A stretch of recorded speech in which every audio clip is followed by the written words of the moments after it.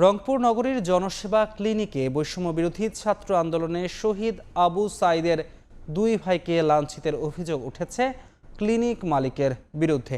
স্বজনদের অভিযোগ, সোমবার সন্ধ্যায় মামাতো ভাইয়ের স্ত্রী আমেনা বেগমকে দেখতে যায় আবু সাঈদের দুই ভাই রমজান আলী ও আবু হোসেন।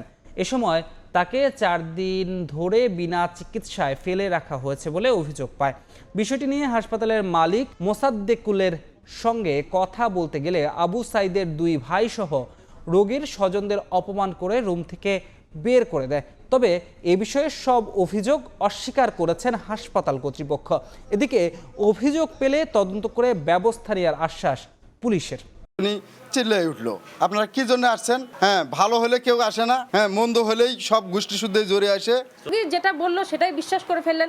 একটা যখন প্রাইভেট হসপিটালে একটা রুগী ভর্তি হয়, আপনার কি বিশ্বাস হয় যে 4 দিন একটা রুগীকে না দেখে থাকবে?